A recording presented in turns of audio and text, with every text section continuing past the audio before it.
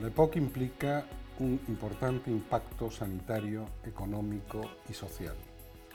Soy Julio Ancochea, jefe del Servicio de Neumología del Hospital Universitario de la Princesa y director de la Cátedra Universidad Autónoma de Madrid, GlaxoSmithKline, Respiravida, medicina respiratoria centrada en el paciente, de la investigación a la vida diaria.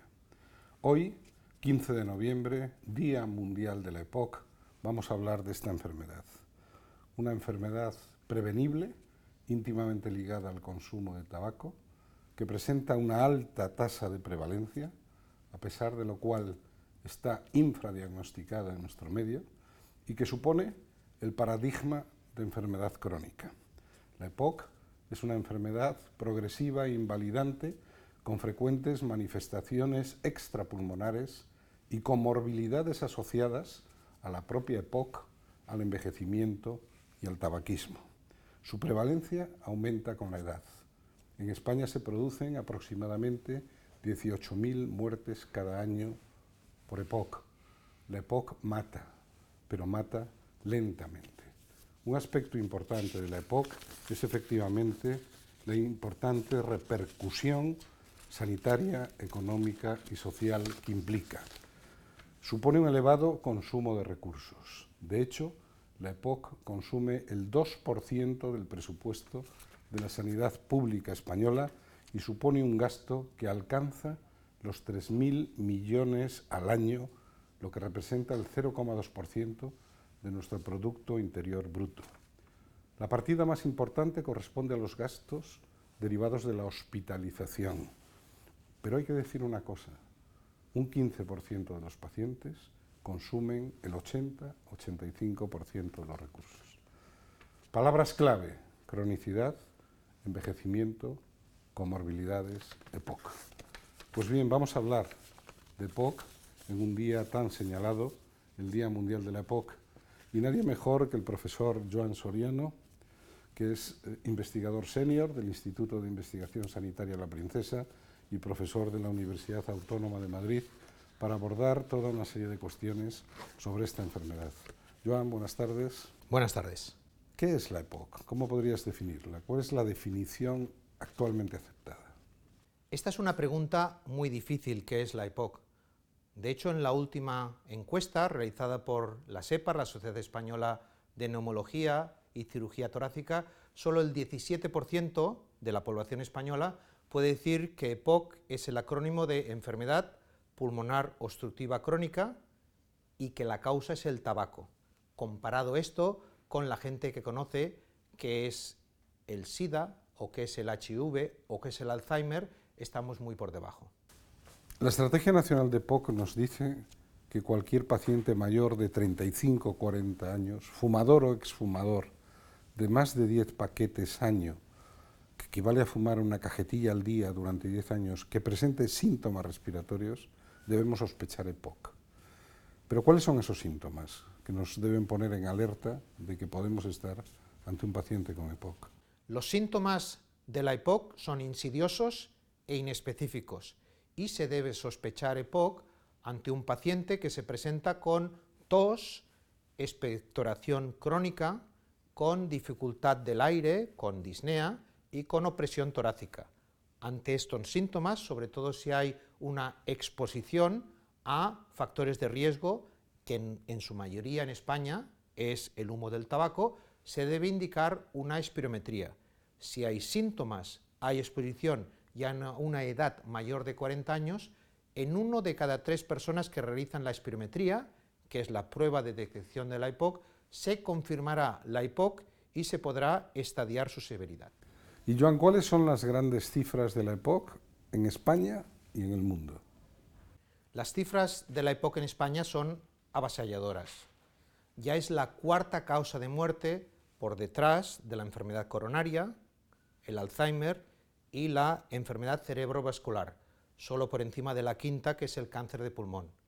Pero además de ser una causa de letalidad, también es una enfermedad muy frecuente, y en el estudio último que tenemos disponible, el estudio EPISCAN, el 10,2% de la población española entre 40 y 80 años tiene el criterio espirométrico de EPOC, más los hombres que las mujeres. Se estima que estas cifras equivalen a 2.100.000 personas, 1.500.000 hombres, 600.000 mujeres.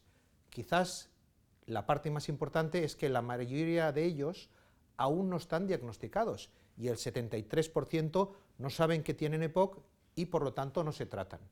Estas cifras de EPISCAN ya son un poco antiguas porque corresponden al año 2007. Es por ello que aquí, en el Hospital de la Princesa y en 19 centros de España, ya está en marcha el estudio EPISCAN 2, que es el nuevo estudio de prevalencia de EPOC en España, financiado por los laboratorios de GSK y, como novedad, en el año que viene, en el año 2018, tendremos la distribución de la EPOC en cada una de las 17 comunidades autónomas de España.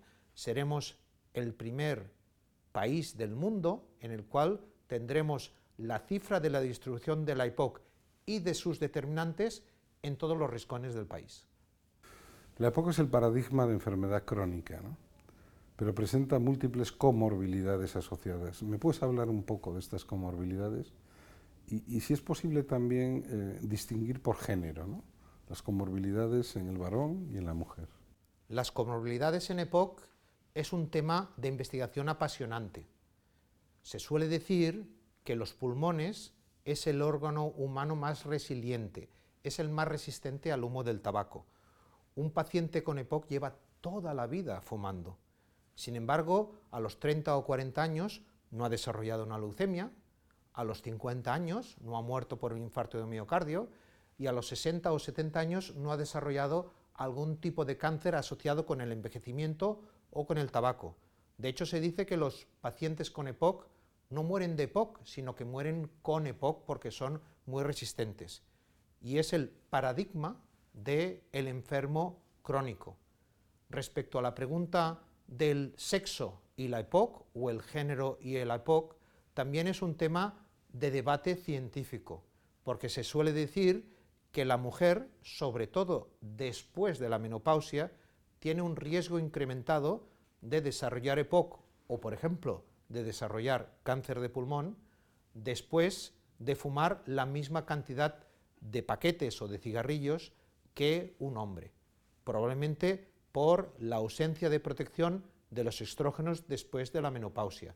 Y incluso hay estrategias para identificar la EPOC en la mujer o tratar la EPOC en la mujer diferente de los hombres. Ese binomio indisoluble, EPOC y tabaco. Hablemos del tabaco, de la EPOC en España. Parece que fumamos menos, pero parece que nuestros jóvenes se incorporan precozmente al consumo de tabaco y quizás esto nos preocupe más incluso en las chicas que en los chicos. El tabaco es algo sobre el cual no podemos bajar la guardia, porque aún es un problema de salud de primera magnitud en España. Se estima que más de 10 millones de españoles fuman a diario. Esto representa un 26% de la población, más los hombres, un 29%, que las mujeres, un 21%, pero el problema son los jóvenes. Respecto a los adolescentes, ya fuman más las chicas, un 18%, que los chicos, un 17%, pero en particular los niños de 10 a 15 años ya fuman más las niñas, un 4%, que los niños, un 2%. La clave en el tabaco siempre es impedir la primera calada, el primer cigarrillo. Y yo creo que las dos leyes antitabaco de las que disponemos en España, que han sido muy buenas, la 28/2005 y la 42/2010, que impidieron que se pudiera fumar en los bares, en los lugares de trabajo y protegían al no fumador, al tabaquismo pasivo, yo creo que han sido muy buenas, pero nunca hemos de bajar la guardia. Se han de seguir implementando y sobre todo con las nuevas evidencias que tenemos de el tabaquismo de tercera mano, aquel que una vez que hay un fumador, pues se queda sobre los muebles o en la ropa o dentro del coche y los niños pueden absorberlo directamente sobre la piel o tocarse y llevárselo a la boca e ingerirlo, o incluso el tabaquismo de cuarta mano, que es el tabaquismo asociado a las colillas. En las colillas se concentran más de 2.000 sustancias químicas en el filtro del cigarrillo, y hay más de 10 billones de colillas generadas en el mundo cada año, lo cual contamina bosques enteros y océanos enteros, y esto hace una mala salud planetaria. Entonces, todo este concepto, desde el tabaquismo primario del fumador activo hasta el tabaquismo de cuarta mano de las colillas, es algo que entre todos no podemos y no debemos esperar a que el Ministerio o los agentes de salud nos los obliguen. Podemos ya incidir de manera individual y activamente. Joan, tú colideras con Esteban Fernández un proyecto europeo realmente atractivo, el TAX-SH, ¿no? Un proyecto de Horizonte 2020, sobre tabaquismo pasivo y cigarrillo electrónico. Este es un tema de especial actualidad. Me gustaría conocer tu opinión. El cigarrillo electrónico es una nueva estrategia de las industrias tabacaleras para diverger la industria del tabaco. Por ejemplo, hace apenas 2 semanas ha surgido una nueva fundación, la Fundación para un Mundo Libre de Tabaco, la cual su objetivo es eliminar el tabaco antes del año 2050. Este es un objetivo muy loable. El problema es que detrás de esta Fundación para un Mundo Libre de Tabaco, el único financiador es Philip Morris. Y Philip Morris es la industria del tabaco más potente, que genera marcas como Philip Morris o Chesterfield. Y es algo que confunde a los investigadores y al público. Hoy, 15 de noviembre, es el Día Mundial de la EPOC. ¿Qué mensaje, con motivo de este día, querrías transmitir a la población general, a los medios de comunicación, a la sociedad, a la comunidad científica? La OMS y la iniciativa Gold nos recuerdan hoy miércoles que es el Día Mundial de la EPOC, y en particular el lema de este año es las múltiples caras de la EPOC, sobre todo porque la EPOC se está diversificando.